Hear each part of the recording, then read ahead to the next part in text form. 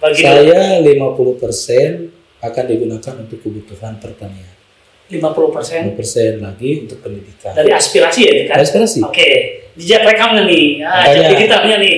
Warga Garut kalau ingin menagih saja, ya. nanti jadikan dulu saya.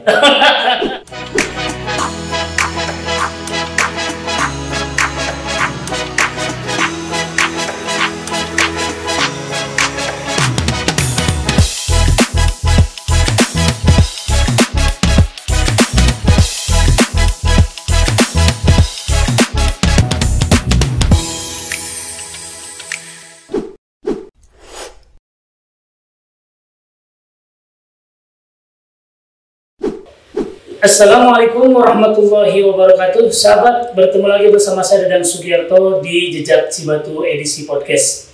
Pada podcast kali ini kita kedatangan narasumber.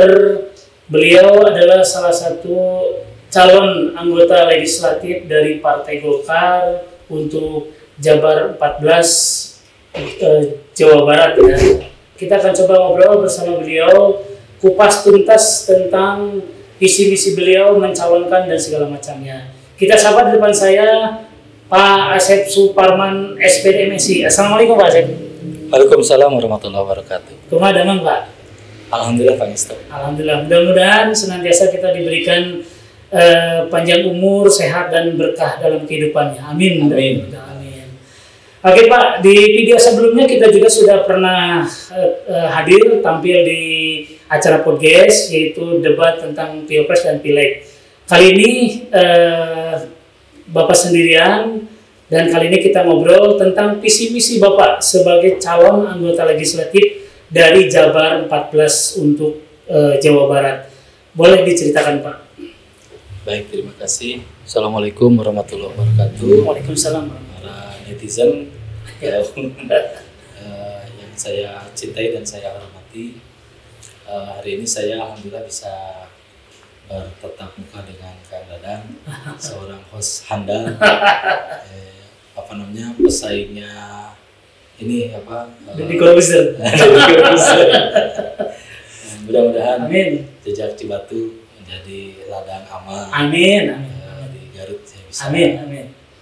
Bisa ada manfaatnya untuk kita semua. Amin. Kembali ke pencalonan saya, Iya. saya Asep Suparman. Saya lahir besar di Garut, cuman secara kasar barangkali saya tinggal di Bandung. Tapi saya orang Limbangan asli. Asli ya. Itu istri saya orang Cisewu. Jadi anak saya tidak tercampur dengan darah di luar Garut. Tulen orang Garut. Saya mencalonkan diri di Garut ini karena saya merasa ada panggilan ya. Ada panggilan, saya bukan berarti sombong gitu. Di daerah tempat saya banyak dibutuhkan oleh masyarakat petani, oleh masyarakat di bidang pendidikan, dan kebetulan dua bidang ini menjadi dasar kehidupan saya sehari-hari. Karena latar belakang akademik saya di dunia pendidikan dan di pertanian. Jadi apa yang dalam isi otak saya itu, itulah yang saya akan kelola ke depan ketika saya menjadi anggota dewan. Jadi visi misi saya itu tidak akan terlepas dari dua variabel ini kan. Dua variabel pendidikan dan ke pertanian. Sehingga muncullah gagasan itu, kalau visi misi kan semuanya juga sama ya. Visi dewan itu tidak mungkin sama dengan bupati, itu tidak mungkin sama dengan gubernur. Nah, banyak salah kaprah. Apa sih visi misinya? Kalau visi misi anggota dewan jelas ngikutin partai Pak. Itu ada platformnya. Betul. Itu tidak mungkin visi misi saya bertabrakan dengan partai saya. Betul. Gitu. Saya lihat banyak turunan berarti ya. Turunan. Kita ini menjalankan instruksi partai. Nggak bisa saya punya misi ingin mensejahterakan misalkan gitu masyarakat Kabupaten Garut melalui program A, B, C jika bupati nggak mungkin Pak. Betul. Saya akan lebih mengkristalisasikan visi misi Golkar, partai yang selalu punya misi mensejahterakan rakyat. Betul. Partai pembangunan lah. Partai pembangunan ya. Kalau Golkar itu udah jelas ya. Ya. Platformnya karya kekaryaan. Karya kekaryaan itu kan berproduk ya. Memiliki produktivitas. Seseorang itu harus memiliki produktivitas. Produktivitas itu dikategorikan sebagai memiliki kehidupan dan pekerjaan. Jadi punya produk. Ya. Kalau orang Golkar tidak punya produk, nganggur, berarti visi misi Golkarnya tidak kena. Tidak kena. Jadi harus produktif lah. Kan produktivitas seseorang itu tidak dihitung dengan uang saja kan. Betul. Pemikiran juga. Tenaganya. Betul. Itu produktivitas. Nah, jadi saya punya visi dan misi itu mengikuti Golkar saja. Mengikuti Golkar saja? Iya, mengikuti Golkar. Arahnya kemana kita ikut. Apakah visi-visi dari pribadi Bapak sendiri?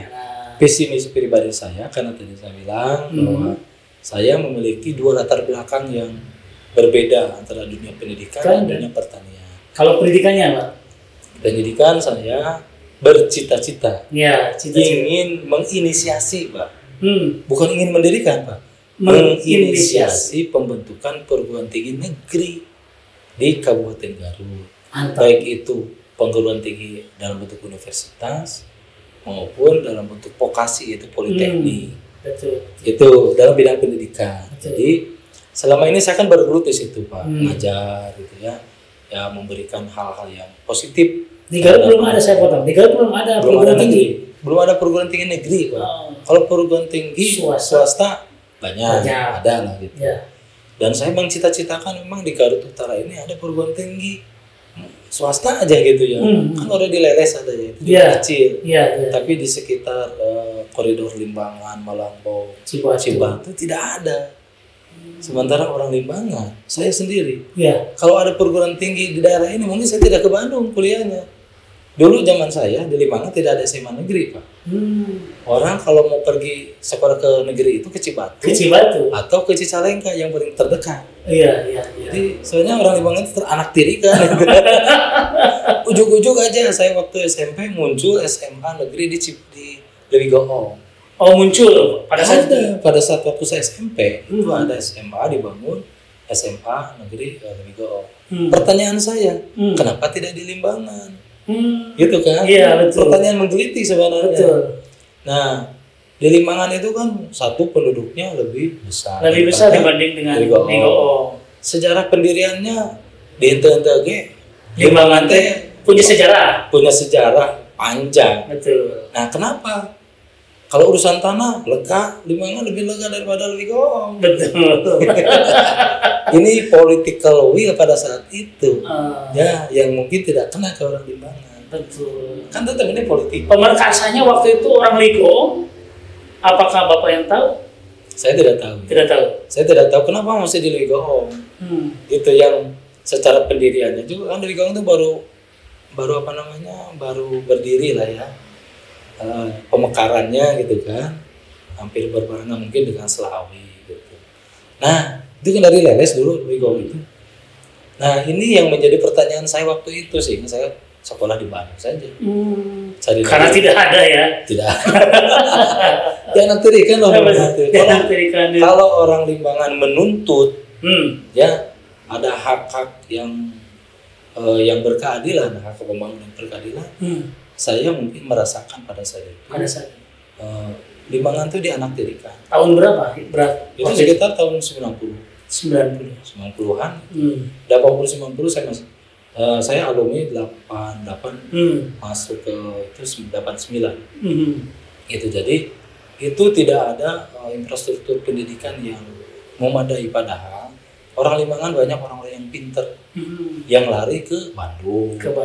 Lari ke mana? Ke Cicalengka gitu ya. Banyak yang berkiprah di sana. Akhirnya mereka mengikuti arus aliran air kan. Di Bandung berkiprah, lari ke Jakarta, kemana. Itu menurut saya tidak disediakan infrastruktur pendidikan yang memadai di Limbangan itu.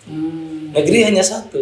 Sekarang ada 3 SMP ya. SMP negeri. SMP negeri. Dulu mana satu-satunya di Jati. Dan terfavorit waktu itu. Masya Allah. Tidak ada lagi.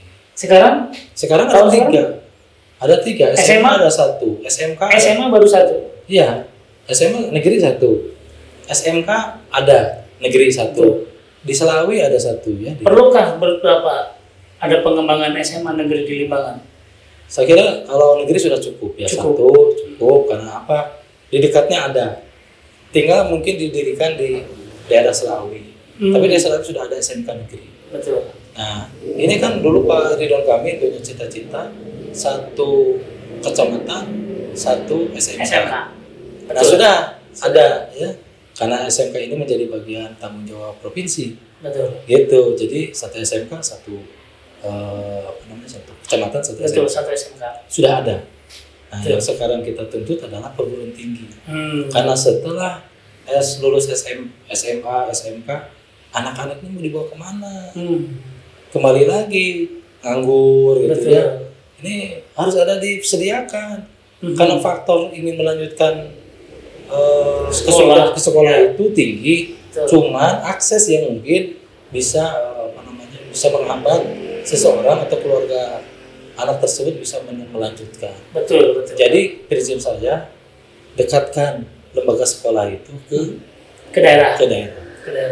Berarti Bapak ini menginisiasi ya Pak ya. Kalau nanti Bapak jadi, itu akan berapa persen diperjuangkan Pak?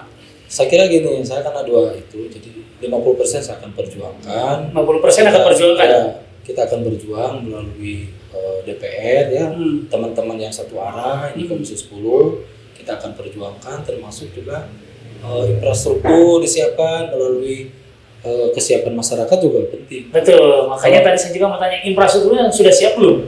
Saya kira tanah banyak Pak. Saya sudah lihat nih daerah. Cocoknya di mana? Bekas Marjaya itu bagus Pak. Oh iya. Tinggal bikin jembatan, ke sananya itu ada tanah luas sekali. Jika dibikin perguruan tinggi asik itu. Ya, bisa terakomodir ya. Bisa terakomodir Pak. Dari Cibatunya. Dari Nagreg Pak. Dari Nagreg itu. Dari Nagreg, Limbangan, Cibatu, Lewigoong, Malangbong ya, juga. Malangbong. Sekitar koridorin aja. Koridor jalur tengah ya. Itu bisa terakomodir dengan penelitian sekolah di sini, dan kalau ada perguruan tinggi ini sumber daya akan meningkat. Betul. Gitu Pak. Oke. Itu di pendidikan ya. Apakah hanya itu saja Pak untuk di bidang pendidikan? Tidak hanya itu. Jadi saya mungkin vis-a-vis dengan visinya Pak Prabowo ya. Betul. Pak ingin menggratiskan kuliah di negeri. Di negeri ya. Di negeri ya. Kenapa digratiskan di negeri? Apakah saat ini tidak ada? Karena begini, kalau swasta kan tidak bisa, tidak mungkin ya. Betul. Digratiskan, itu terlalu besar biayanya. Tapi kalau negeri itu memungkinkan sekali Pak. Ya. Dengan anggaran APBN 20%, itu saya kira kayak Kementerian Pendidikan saja itu bingung Pak. Menggunakan duitnya itu begitu banyak, sehingga membuat program yang ya menurut saya sporadis. Betul. Daripada sporadis begitu, lebih baik untuk peningkatan mutu ya, mutu perguruan tinggi, mutu pendidikan di sekolah, dan menggratiskan anak-anak yang berprestasi itu di perguruan tinggi negeri. Saya kira itu sangat baik. Betul. Dan selama ini saya membantu anak-anak yang ingin kuliah melalui jalur KIP aspirasi dari partai saya. Oh iya. Betul. Saya bantu KIP kuliah, YPIP yang mengkhususkan bagi masyarakat yang benar-benar nih. Saya sangat membutuhkan, dan itu anaknya betul-betul pengen kuliah gitu. Saya bantu. Tapi itu ada kriteria Pak. Apakah digratiskan menurut Bapak nih? Kalau nanti untuk gratis itu apakah ada ketentuan kriteria atau kita semua aja Pak? Jadi gini, kita harus belajar dari negara-negara yang telah lebih dulu maju ya. Itu karena apa? Subsidi anggaran pemerintah untuk pendidikan itu sangat bermanfaat bagi standar kehidupan masyarakat yang lebih panjang. Contoh kasus di Jerman Pak. Iya. Di Jerman itu sekolah di negeri gratis. Semua kalangan? Semua. Tidak mengenal dia yang berada atau dia miskin? Semua. Jadi sudah disubsidi oleh pemerintah. Bagus. Gitu kan, itu di Jerman. Sehingga tidak terkecuali bagi masyarakat Indonesia yang belajar ke Jerman. Itu nggak ada SPP-nya kan? Oh, nggak ada SPP-nya. Hanya living cost saja. Iya. Cuman memang masuknya ke sana itu agak sulit. Satu dari sisi bahasa itu ya. Betul. Kemudian yang kedua memang ada standar-standar tertentu yang memang misalkan IQ-nya ya harus lebih tinggi ya. Pas-pasan malah nggak bisa tong maksakeun lah gitu. Hanya untuk keren-kerenan seperti itu. Nah, jadi itu Pak, ada standarnya yang bisa masuk ke perguruan tinggi itu karena ini uang negara yang harus dimanfaatkan oleh semua masyarakat dengan betul-betul. Tapi kalau anaknya itu ya pas-pasan. Kan ini standar masuk ke perguruan tinggi sudah ada ya. Betul. Rata-rata ketika zaman saya dulu masuk ke MPTN, itu kan standarnya sudah ada. Betul. Tidak mungkin anak itu yang masuk perguruan tinggi tertentu dengan hasil tesnya kecil kemungkinan nggak masuk. Ya, betul memang. Nah, itulah mungkin standarnya sudah ada. Nah, tinggal sekarang ada reward bagi pemerintah oleh pemerintah untuk anak-anak yang berprestasi tersebut bisa lulus tes dengan digratiskan. Apakah dari dihubungkan dengan yang tadi sesuai dengan tujuan Prabowo bahwa akan digratiskan? Misal kalau seandainya jadi tidak jadi, apakah Bapak akan memperjuangkan hal itu? Saya akan memperjuangkan terus. Paling yang bisa yang bisa saya lakukan itu di daerah. Di daerah. Begitu dengan cara apa ya? Membantu ada program beasiswa melalui pemerintah provinsi. Itu juga ada itu. Zaman PRK itu ada Pak. Betul. Zaman akhir dulu ada. Ada program pemberian beasiswa bagi mahasiswa berprestasi. Ada itu Pak. Zaman RK juga ada. Paling itu kita dorong anggarannya akan dinaikkan ya. Kalau misalkan jadi tidak jadi ya. Kalau misalkan jadi itu kan program nasional. Betul. Tapi Pak lebih baik menurut tadi pengalaman Bapak di Jerman itu kan itu gratis. Apa mungkin di Indonesia bisa gratis tanpa memandang dari faktor ekonomi? Gini Pak, di Indonesia itu sebenarnya lebih beruntung karena anggaran pendidikan itu sudah masuk dalam undang-undang. Undang-undang dasar loh. Iya, undang-undang dasar. Kuat. Rubah kuat. Iya. Nah, tinggal sekarang implementasi dari penggunaan anggaran tersebut itu akan lebih baik menurut saya. Itu diberikan kepada subsidi untuk SPP, Pak. Betul. Sekarang itu kan begini. Ini saya kritik ya. Iya. Masuk ke negeri sekarang itu biayanya hampir sama dengan ke swasta. Iya betul. Saya udah lihat. Ya betul. Mohon maaf ya masuk perguruan tinggi misalkan UPI gitu. Ternyata kan SPP-nya mahal. Padahal itu kan ada subsidi. Harusnya kan gitu. Harusnya tidak semahal itu. Itu otokritik saya yang ke perguruan tinggi negeri sekarang. Betul. Kenapa kok masuk ITB itu mahal? Padahal itu negeri disubsidi oleh pemerintah. Iya. Besar lagi. Oh, sekarang kalau kita lihat perguruan tinggi di Garut itu SPP-nya yang hanya 2,5 juta gitu. Kalau negeri nggak ada. 2 juta setengah. Nggak ada Pak. Seharusnya lebih murah Pak. Harusnya lebih murah. Ini bisa diperjuangkan nggak Pak? Harus Pak. Harus itu yang saya ingin. Harus nih. Ini rekam jejaknya nih, rekam jejak Bapak nih. Harus Pak. Harus kita perjuangkan. Ya kalau kompak. Ayo saya mimpin demo berani Pak. Tukang demo. Tukang demo ya. Oke. Mudah-mudahan nanti Bapak jadi itu bisa memperjuangkan. Harus Pak. Karena apa? Ya tadi betul. Karena mungkin negeri dengan swasta sekarang biayanya tidak hampir sama lah ya. Ya betul. Satu itu kritik saya Pak. Oke. Itu masuk ke perguruan tinggi yang mahal ke negeri itu. Yang kedua sistem zonasi Pak. Nah itu dia. Ini kan bermasalah tiap tahun. Betul Pak. Ini saya tersiar ke publishnya gitu. Betul. Kalau saya usulkan Pak, hapus. Betul. Karena dengan zonasi itu menurut saya juga akan menimbulkan korupsi Pak. Betul. Tetap saja kita mau pakai jalur apapun cara ya. karena di Indonesia ini budaya tanda kutip ya, budaya nepotisme itu selalu ada. Jangan disalahkan negara ini karena kita warisan dari sejak zaman dahulu, Pak. Zaman dahulu itu udah tergambarkan seperti itu. Nepotisme dalam agama juga Pak diperbolehkan. Betul.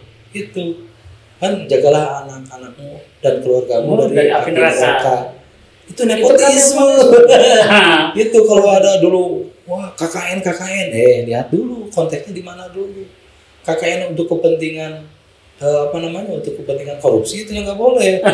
Tapi kalau nepotisme dalam kebaikan itu boleh Pak, dalam agama juga kita diperbolehkan. Betul. Jagalah anak-anakmu dan keluargamu dari api neraka. Itu bisa diterjemahkan panjang. Oke Pak, berarti itu dari segi pendidikan Pak. Ada lagi yang diperjuangkan Bapak ketika nanti Bapak jadi, khusus dari dua variabel tadi yang pendidikan. Ini satu variabel dulu. Apakah itu saja Pak yang Bapak nanti perjuangkan? Oh enggak Pak, itu mungkin banyak variabel yang kita perjuangkan, diantaranya adalah infrastruktur. Saya kan keliling Garut ini sudah dari Januari ya. Januari ya? Udah hampir setahun ya. Keliling sana, pasti yang saya lihat itu pertama pendidikan itu bukan sekolah saja kan Pak ya. Ada itu kan sekolah formal. Iya. Ada sekolah non formal. Seperti halnya pondok pesantren. Ya. Itu juga perlu juga. Itu yang saya kejar Pak. Itu kenapa saya silaturahmi ke pesantren-pesantren. Saya melihat Pak, ada infrastruktur pesantren gitu ya yang atapnya udah bocor gitu. Terus madrasahnya sudah kumal gitu ya. Sudah dindingnya itu udah bulukan. Ya, bulukan. Kalau bahasa saya begini, seorang santri, seorang siswa itu bisa menerima ilmu dengan baik itu ketika sarana dan prasarananya itu memadai. Gitu ya. Saya ngomong di sini podcastan, kalau sarananya kurang bagus, otak saya jadi gak hidup. Karena sarananya sudah memadai. Memadai ini bagus kan, ditata dengan rapi, sehingga otak ini bisa jalan Pak. Betul. Nah nggak jauh Pak gitu, nggak jauh. Kalau misalnya, punten ya, orang yang sekolah di fasilitas yang jelek, itu akan berpengaruh terhadap outputnya Pak. Betul. Silakan kalau misalnya ada mahasiswa yang ingin meneliti itu. Itu ya di bidang pendidikan. Itu ada kolerasinya. Betul Pak. Itu anggarannya kalau untuk pesantren-pesantren ada Pak? Ada di bidang kesra.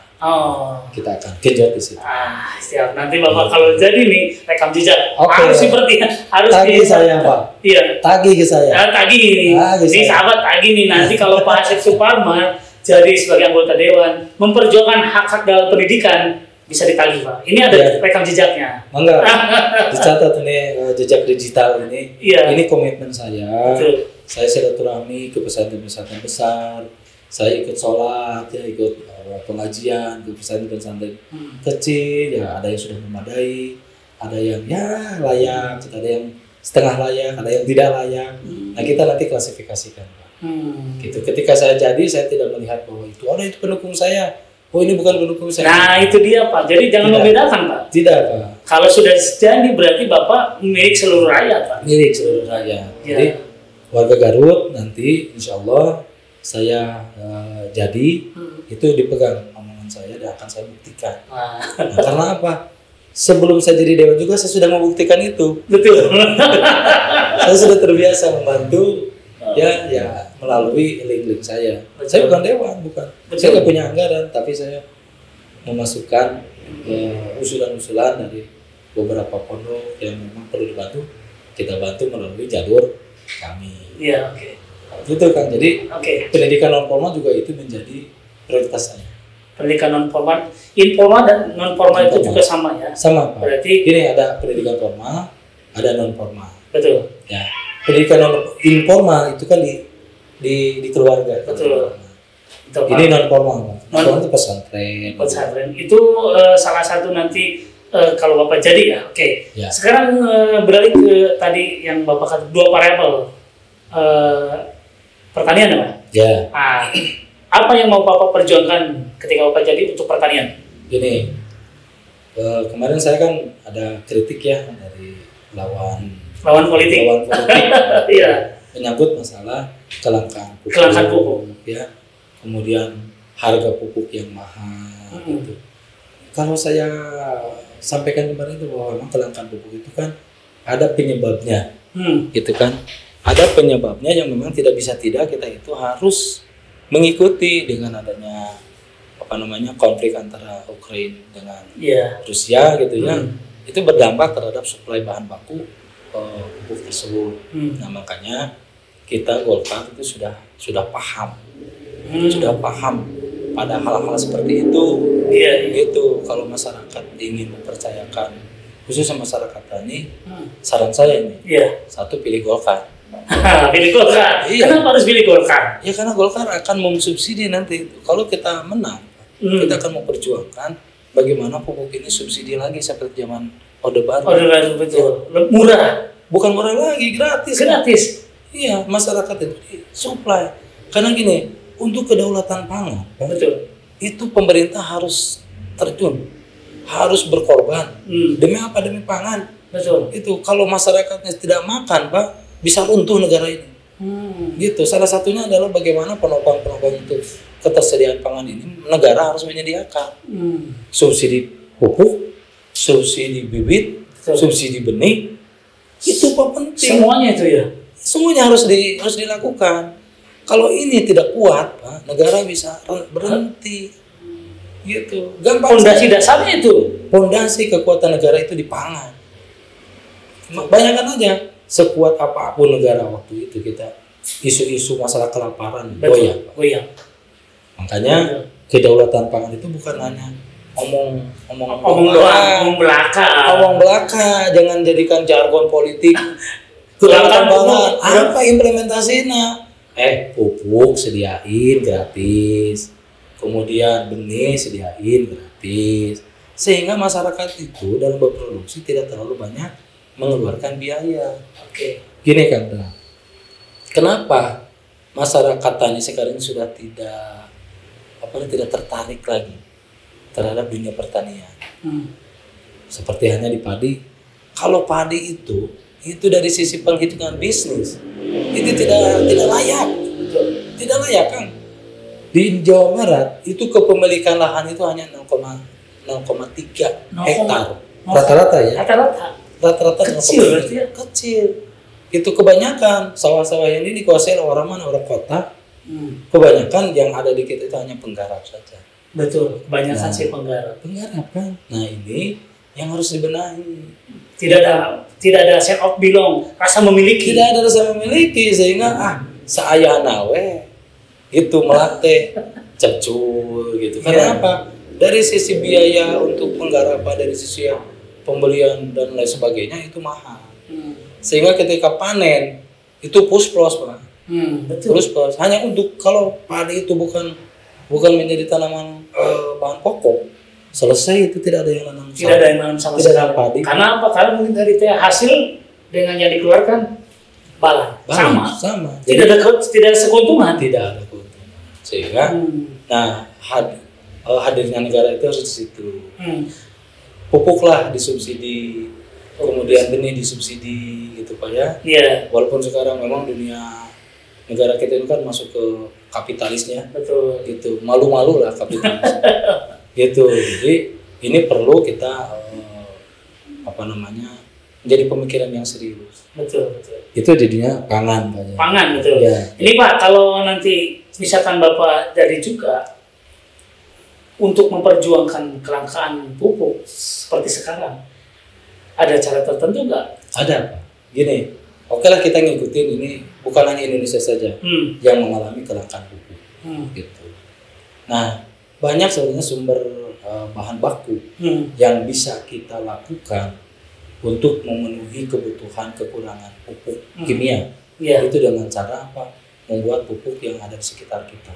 Contoh Pak? Contoh misalkan kalau petani kita itu rata-rata dia juga garap sawah, dia juga memelihara kambing, memelihara sapi, memelihara ayam. Nah ini kan sumber pupuk hayati itu Pak. Dedaunan, jerami segala macam itu bisa dijadikan pupuk. Betul. Nah disitulah mungkin negara harus hadir memberikan edukasi yang memang sekarang petani ini sudah mainstreamnya sudah terpola, tingkat ketergantungan terhadap pupuk kimia itu cukup tinggi. Betul. Gitu kan? Karena memang mudah, Pak. Tidak berabe dan segala macam. Kalau misalkan pupuk dengan alami itu perlu pengolahan lagi dan segala macam. Ya, ini perlu kesabaran memang. Karena gini, seperti hanya tubuh kita kan. Tubuh kita kalau sakit itu selalu ada ketergantungan terhadap obat. Betul. Kalau kita minum obat berarti kan sakit. Kalau sehat kan nggak usah minum obat. Gitu. Tanah juga sama. Ketika misalkan ditanam tidak dipupuk kimia, itu hasilnya pasti jelek. Gitu. Karena kadar haranya sudah berkurang. Jadi vitamin-vitamin yang untuk dibutuhkan tanaman itu sudah berkurang. Nah, apa caranya? Kalau kita mau mengembalikan dengan solusi untuk memenuhi kelangkaan pupuk, yaitu dengan cara membuat pupuk hayati. Tapi membuat pupuk hayati juga kan perlu dana, Pak. Apakah nanti ada dana ini bagaimana nih? Di sini, Pak, negara harus hadir menciptakan, mengedukasi kepada masyarakat. Mungkin pelatihan. Saya siapa membuat mesin-mesin untuk pengolah pupuk organik. Bapak pernah terjun? Pernah saya terjun. Membantu masyarakat dalam hal pembuatan produksi pupuk organik. Dari jerami yang begitu melimpah, banyak dari ilalang, dari pohon pisang misalkan. Ditebang itu bisa jadi pupuk. Kita lakukan edukasi yang lebih intensif kepada petani. Cuman yang jadi permasalahan belum pernah dilakukan, sudah pernah dilakukan. Dan sudah pernah dipraktekkan. Sudah dipraktekkan. Hasilnya gimana, Pak? Nah, evaluasi hasilnya itu masyarakat karena tingkat ketergantungan terhadap pupuk kimia itu lebih tinggi dan tidak ada kesabaran dalam memproses tanah tersebut, sehingga kembali lagi ke pupuk kimia. Berarti di sana masyarakatnya tidak kuat dengan apa yang harus ada proses gitu kan? Kenapa? Karena mereka sudah terbiasa disuguhi dengan kimia yang lebih praktis. Itu, Pak. Nah, ini perlu waktu. Jadi kalau misalnya satu lahan kita sudah terbiasa dengan pupuk kimia, itu dikembalikan lagi ke alam itu butuh satu musim tanam, Pak. Gitu, agar bisa kembali sehat lagi. Tingkat ketergantungan kadar organiknya itu tinggi lagi itu di situ. Oke. Ini juga saya menarik juga, Pak, tentang pupuk. Saya lagi penelitian juga, Pak, nih. Saya juga lagi penelitian dengan saya seorang teman di Jakarta. Beliau akan menciptakan sebuah pupuk yang memang pada saat nanti jadinya itu tidak akan berbuahnya bagus. Nanti kalau jadi ini nanti kita kolaborasi. Siap. Saya juga lagi penelitian, mudah-mudahan nanti di bulan Januari Februari sudah dapat hasilnya itu. Jadi masyarakat petani tidak lagi menggunakan yang namanya box pupuk, tapi saya akan coba untuk menciptakan. Insya Allah, Pak. Bagus, Pak, itu kita bisa kolaborasi, bisa demplot, Pak ya. Demplot nanti. Bisa demplot di tanah saya. Boleh, Pak. Nanti kalau saya berhasil, nanti Pak, ini saya udah jadi. Diprogramkan aja nanti, diprogramkan. Kalau demplot itu kan demonstrasi plot ya. Iya, betul. Nih uji coba nih, ada pupuk baru, misalkan dalam kotak ukuran tertentu gitu ya. Mau ditanam di apa? Di padi, di jagung gitu. Dicoba aja. Siap. Kalau bagus itu kolaborasi, Pak. Karena gini, Pak. Gimana? Petani itu ada 4. Ada 4 yang bisa petani itu luluh. Betul. Ada 4 perkara nih. Kalau dalam bahasa Sunda, kadeule, karenge, karampa, karasa. Itu. Jadi kalau petani kadeule bisa terlihat nih di demplotnya, coba bagus nggak hasilnya. Gitu, kadeule, karenge. Terdengar, wah iya pakai pupuk iya bagus cek tetangga. Gitu, kata tetangga ini bagus. Nah, kemudian kadeule, karenge, karampa, dia merasakan sendiri, nanam misalkan. Dan karasa hasilnya. Ada hasilnya. Oh benar. Yang tadinya nanam padi itu hanya 1 hektar itu mungkin 4 ton gitu atau 3 ton. Itu bisa, kalau saya anggap itu plus, Pak. Nanam 1 hektar dengan pendapatan ton hasilnya itu hanya 4 ton. 4 ton itu plus. Tapi nanti mudah-mudahan nanti saya berhasil. Kalau itu bisa jadi 6 atau 7 ton. Itu value-nya dari situ. Betul, Pak. Gitu, Pak. Ya, mudah-mudahan nanti jadi. Mudah-mudahan Pak, saya bisa jadi program. Jadi program nanti. Kalau Bapak jadi nanti saya bisa bergening, Pak. Biar kita gini Kang, saya kalau jadi, insya Allah, anggaran kita kan punya hak, ya, hak budgeting. Hak budgeting dari aspirasi masyarakat itu saya akan belah dua. Nih jejak juga. Jejak nih, sahabat nih jejak. Ya, dengan saya 50% akan digunakan untuk kebutuhan pertanian. 50% lagi untuk pendidikan. Dari aspirasi ya, kan? Aspirasi. Oke, jejak rekamnya nih, jejak digitalnya nih. Warga Garut kalau ingin menagih saja, nanti jadikan dulu saya. Jadikan dulu ya. Jadikan dulu saya, Pak. Betul. Karena saya akan berkomitmen ke arah sana. Oke. Kalau misalkan sekarang sulit, oke, kita ngikutin kehendak petani, ya. Kehendak petani ya kepada pupuk kimia. Kan ada juga nih pupuk yang non subsidi. Betul. Ada yang bisa. Ya udah, sebagian aspirasi kita itu dorong untuk pembelian pupuk yang non subsidi. Tapi mahal juga, Pak. Ya nggak apa-apa. Karena ada aspirasi dari aspirasi. Iya, kan dari aspirasi. Itu bukan duit saya. Iya. Ya untuk petani apapun kita lakukan. Untuk menambah kekurangan yang tadi didengung-dengung oleh petani. Betul. Kelangkaan, kemudian kekurangan. Betul. Kadang juga di situ ada oknum-oknum, ya. Itu pasti ada di situ. Betul. Itu ada ketimpangan, di sini kosong, di sini banyak. Itu ada permainan. Oke, Pak. Saya potong lagi. Kalau dari segi pertanian, apakah Bapak hanya sekitar itu atau ada lagi? Ya pokoknya di bidang pertanian kan ada di hulu dan di hilir. Iya. Gitu. Hulu sampai ke hilir, Pak. Hulu ke hilir kan. Kalau hulu tadi ya penanaman, pangan. Kalau di hilirnya kan dari ini Pak, dari pasca panen. Kita juga akan menggejot nih pasca panen. Di kita itu baru sebatas jago produksi. Tapi pasca panennya itu kadang-kadang kita misalkan gini, jahe ini di kita sangat melimpah. Betul. Gitu. Petani kita itu hanya jagonya nanam jual. Kenapa tidak diolah dulu begitu? Misalkan juga kemarin 2 tahun terakhir ya, itu ramai porang. Ya. Betul. Petani kita nanam porang di mana-mana. Semua. Gitu, saya juga terlibat dulu ya, di awal-awal harga porang bisa sampai 40.000 1 kilo itu ya. Betul. Paling kecil itu 18.000. Sekarang berapa? 1.000. Selojong sampo. Itu akibat dari mana itu? Akibat dari pola pikir petani di Indonesia pada umumnya itu mengikuti ilmu sapi. Kumaha ramena. Nah, jadi mulai gini. Kenapa terjadi harga cabai atau harga tomat anjlok? Karena mereka tidak berhitung dari sisi pola penanaman. Gitu. Misalkan gini. Hari ini musim tanam ini orang rame-rame menanam tomat. Ya kalau ini kan hukum ekonomi Pak, semakin banyak barang, kemudian permintaan sedikit, ya harga anjlok. Betul. Kan itu hukum ekonomi Pak ya. Betul. Nah, otomatis Pak, tomat dibuang. Banyak di Pangalengan, di Cikajang ketika harga anjlok dibuang ke sungai. Ini bisa jadi pupuk Pak sebenarnya. Gitu. Kalau kita cerdas ya, betul. Diolah itu bisa jadi pupuk Pak. Gitu. Nah, disinilah hadir negara itu. Atau ayah penyuluh kasih tahu, di dia mah jangan nanam tomat, karena di daerah ini sudah banyak yang nanam tomat. Sistem informasi harus diperbaiki Pak. Jangan nanam cabai ini, jangan.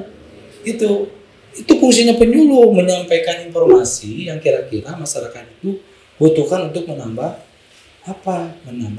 value, betul. Nilai sehingga harga jual itu bisa stabil.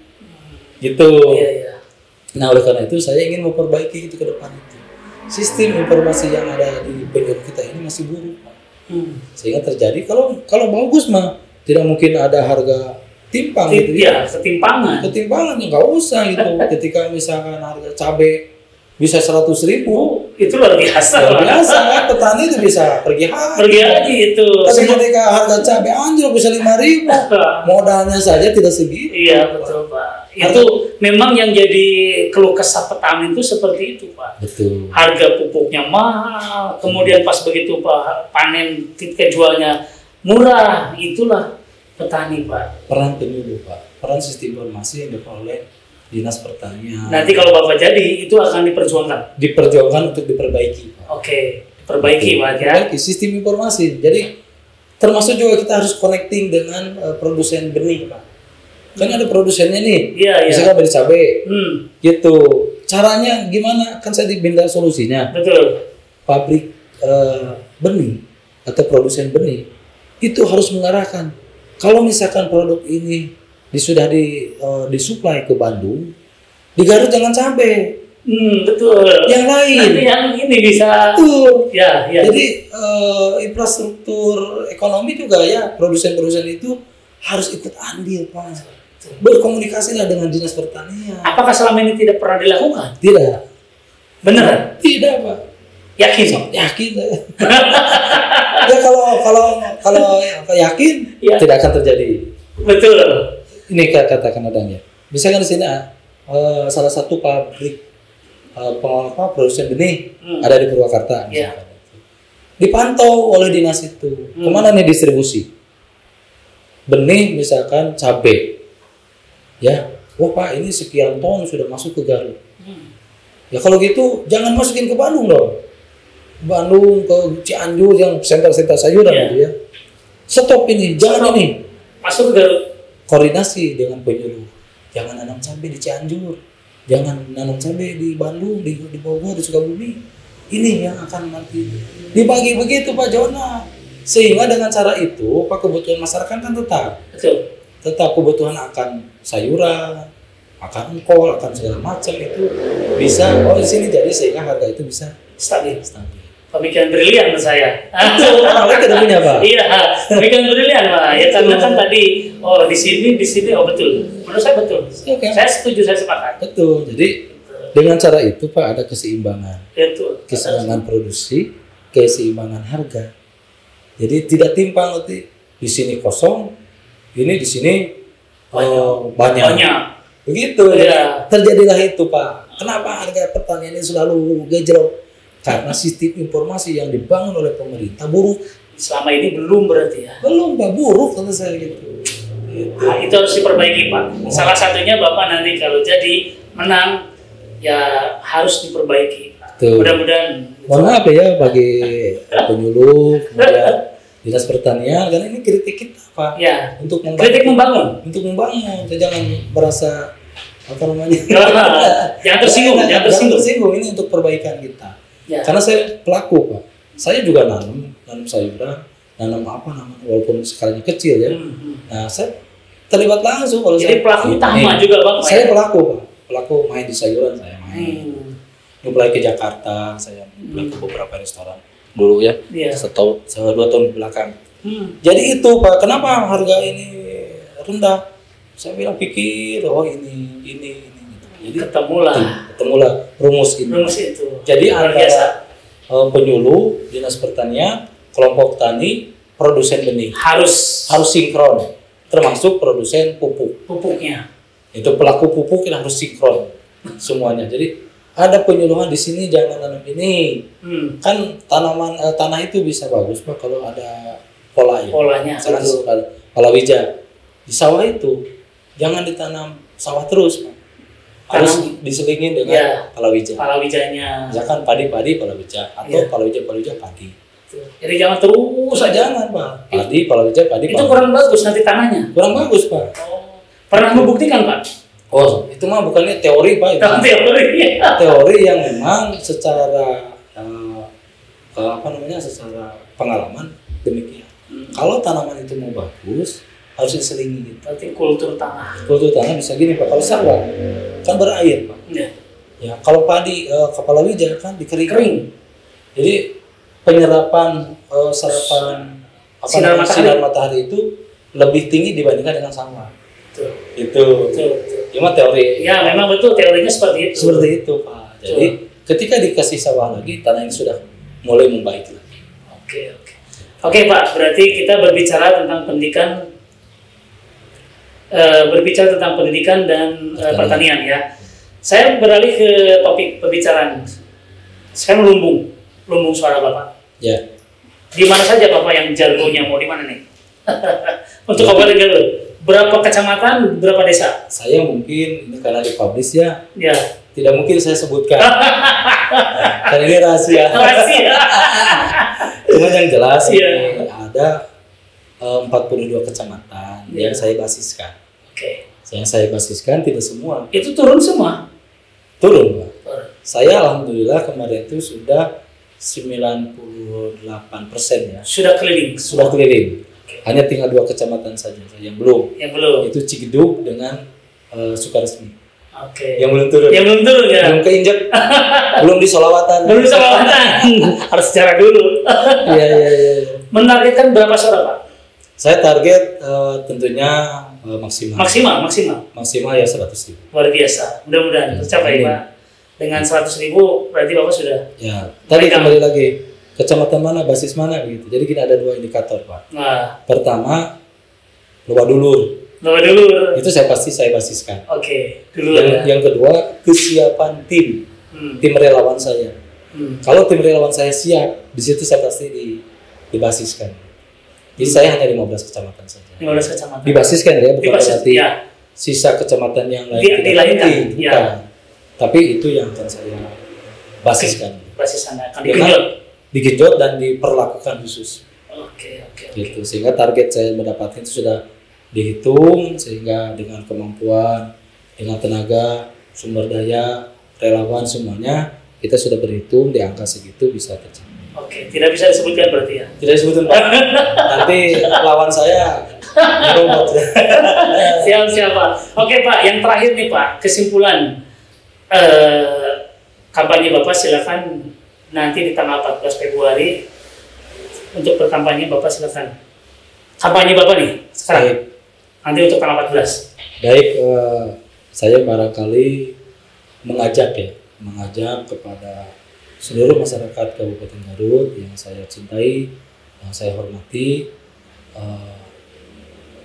tolong tanggal 14 itu kita berpartisipasi.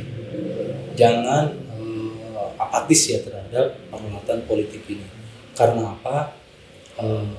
Anda akan mengubah warna pemerintahan ke depan itu nanti pada tanggal 14 Februari. Ketika Anda tidak memilih, itu rugi.